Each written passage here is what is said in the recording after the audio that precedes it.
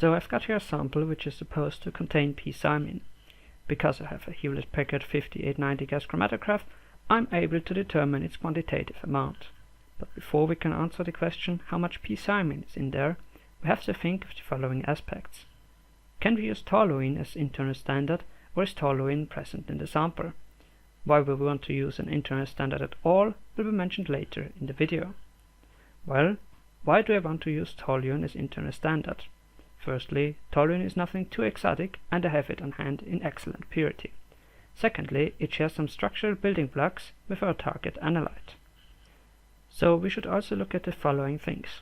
What GC conditions are appropriate? At which retention times toluene and p-cymene elute?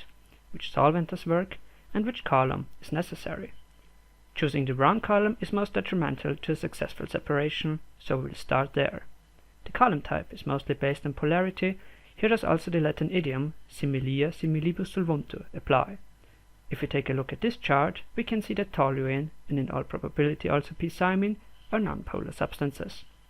Therefore, we need a nonpolar column. Luckily, such a column consisting of 100% methylpolysiloxane is already installed. Let me change the perspective. Now you can see it. Because we have a nonpolar column and nonpolar analytes, the solvent should be also nonpolar. Ideally, we would use N-hexane, but I don't have that one on hand. The next best thing is cyclohexane, which I use here. Now the GC parameters should be chosen. At first the correct head pressure and column flow are selected. I tend to use the calculator from Restec because it does a good job. Okay, the carrier gas is hydrogen. The column is 25 meters long and has a diameter of 0.32 mm. The film thickness are 52 micron. And the oven temperature 50 degrees Celsius at the beginning. Okay, the column ends at atmospheric pressure, and to have a nice flow, well, we need about 5 psi head pressure. Now we have to find values for the oven program. Because we use cyclohexane, which boils at 80 degrees Celsius, we set the initial temperature 30 degrees lower to 50 degrees Celsius. The temperature is being held for 4 minutes, and then the oven heats with 25 degrees Celsius per minute up to 175 degrees Celsius, which is then held for another minute. To be honest here, I have done already some runs to find out the best conditions. The settings listed do work for me. Some trial and error is always necessary. In the lab, we have to prepare 3 samples under the fume hood. To all 3 vials, 1 milliliter of our solvent, cyclohexane, is added. Because we are doing qualitative analysis for now only, the exact amounts aren't too critical. We just want to dilute things a bit so that the column can handle everything nicely.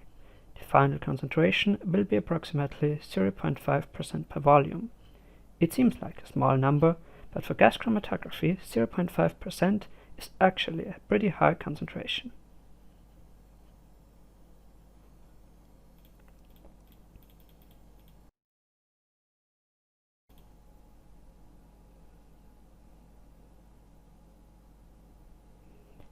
To our first vial, 5 microliter of our internal standard toluene is added. After analysis, we hopefully know the retention time of this compound.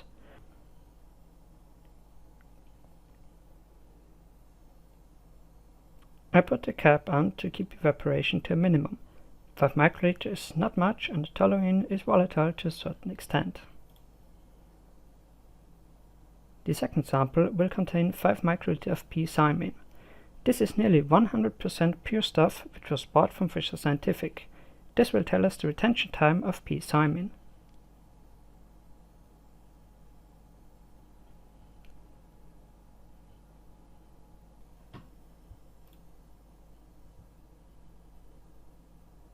The last vial serves for 2 purposes. Through adding 5 microliter of our sample, we later on know if toluene is present. There has already been taken an IR spectrum which confirms the presence of p-cymene, but in comparison with our reference material, we double check that.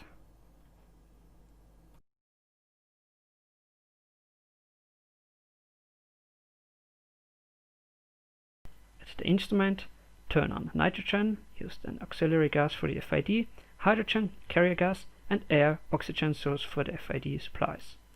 Set the head pressure to the correct value. turn on the instrument.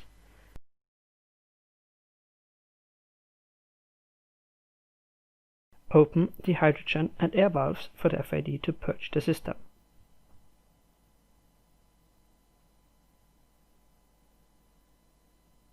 The nitrogen valve is closed. Now enter the GC parameters. The oven temperature is set to 50 degrees Celsius. Initial time is OK. Rate is OK. Final temperature is set to 175 degrees Celsius. Injector A should have 275 degrees Celsius and the detector 300. The FID is turned on electronically.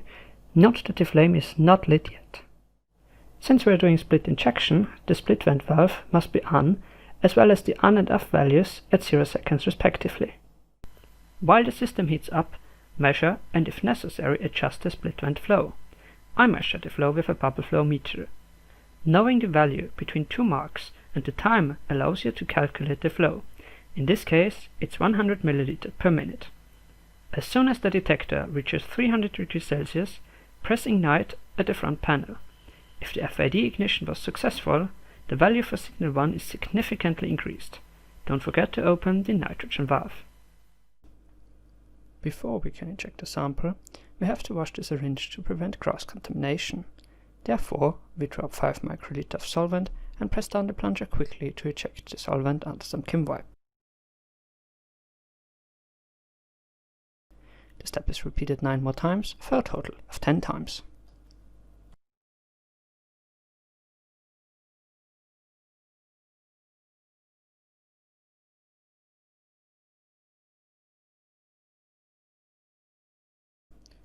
Now it is time to draw up 0.5 microliter of the first sample. The syringe contains already 0.5 microliter of air, solvent and air again. After the sample, draw up air once more. If you look closely, you can see this on the picture. It is important that the needle is free of sample, otherwise it would give it a head start resulting in fronting or split peaks. The solvent after the sample serves to wash out the entire sample to gain reproducibility. Guide the needle through the inlet septum, let it heat up, inject the sample quickly and immediately pull out the syringe as well as hit the start button. The LEDs on the front panel display the progress in the oven program, while the integrator records the chromatogram.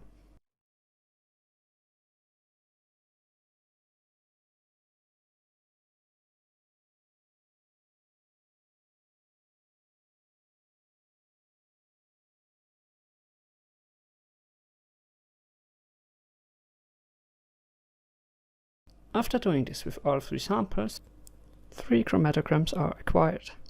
The first one is toluene and gives us an idea of its retention time. The second one is p-cymene. We now know the retention time of this compound as well. The last one is the chromatogram of the sample. We can conclude 2 things. First of all, there is no toluene present and the use of toluene as internal standard will be appropriate. And because of the nearly exact same retention time, it is clear that p-cymene is present. To quantify the amount, a standard calibration curve is needed and thus new samples have to be made. To equal amounts of internal standard, let's say 5 microliter, different volumes of pure p-cymene are added and brought up to 1 milliliter with cyclohexane. A vial containing equal volumetric amounts of internal standard and the unknown sample is also prepared. All samples are measured with the previously discussed GC method. A linear regression model has then to be found between the ratios of internal standard to p-cymene peak area and the increasing concentration. If you look closely, you can see that the internal standard peaks are not equally large. This is due to the fact that I don't have an autosampler, so small changes in the injected volume occur, but because of the usage of an internal standard, this does not mess up the results. Since the ratio between the peak areas in the unknown sample can be calculated, the volumetric ratio can be derived with this calibration curve. In this case, it is around 0.47, which is equivalent to around 85% per volume p-cymene. We now know the purity of p-cymene, but not what else is included. This could be something which is not detectable with the FID for example water, or it is something non-volatile dissolved in p-cymene. We don't know. Okay, this is all I have to say for now. Stay tuned for upcoming videos.